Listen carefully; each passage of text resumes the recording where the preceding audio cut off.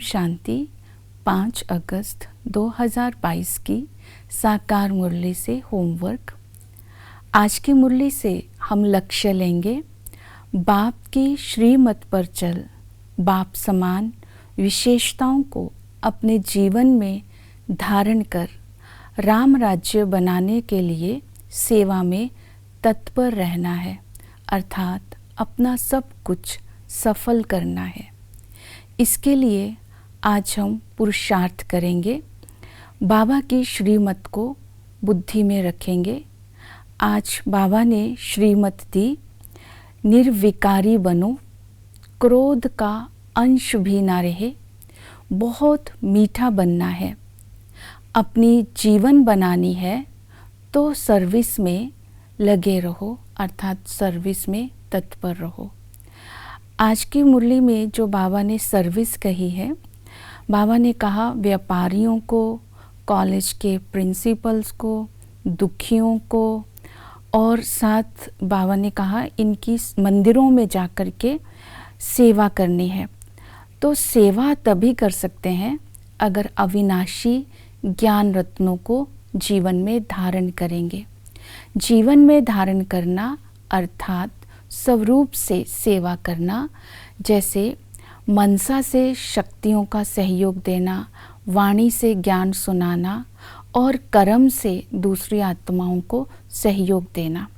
तो जो बाप की विशेषताएं हैं आज अपने अंदर चेक करेंगे कहाँ तक धारण हुई है।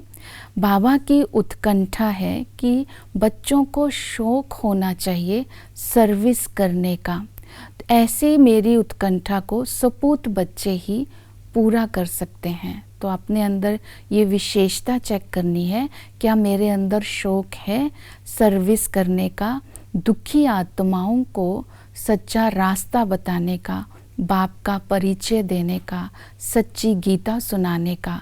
यही तो सच्चा धंधा है, अर्थात हम ब्राह्मणों का कर्तव्य है।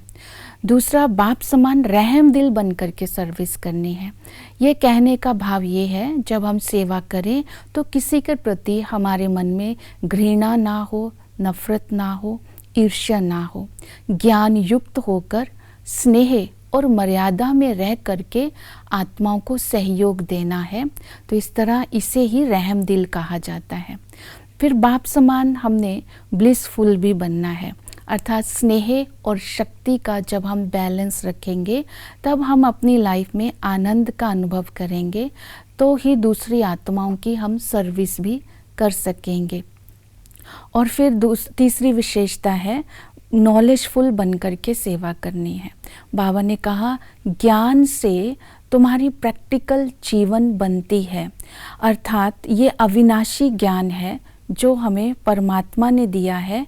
इस ज्ञान का अर्थ ही है जीते जी मर जाना, अर्थात सर्व इच्छाओं से मुक्त होकर जब हम इस नॉलेज से जीवन मुक्ति का अनुभव करेंगे तो दूसरी आत्माओं को भी हम जीवन मुक्ति का अनुभव करा सकते हैं। तो ये नॉलेजफुल होकर के कर्म करना, आज बाबा ने इसका मतलब बताया, सर्व इच्छाओं से मुक्त होकर के सेवा करना।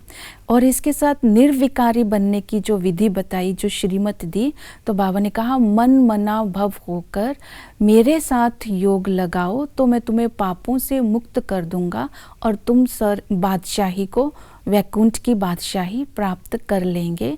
तो मन मना भव का अर्थ ही है निराकार बनकर निराकार को याद करना। मैं आत्मा शांत स्वरूप हूँ, मेरा घर शांति धाम है और बाप भी वहाँ के रहने वाले हैं। तो मन मना भव का अर्थ ही है जब हम बाबा की याद में हैं तो हमारे शुद्ध संस्कार इमर्ज होते हैं, श्रेष्ठ कर्म होते हैं, तो हम धीरे धीरे अपने पापों से मुक्त होते जाते हैं। श्रेष्ठ संस्कार और श्रेष्ठ कर्मों की पूंजी जमा हो जाती है। तो मन मना भव मंत्र भी है, यंत्र भी है, मनोरंजन भी है। ओम शांति।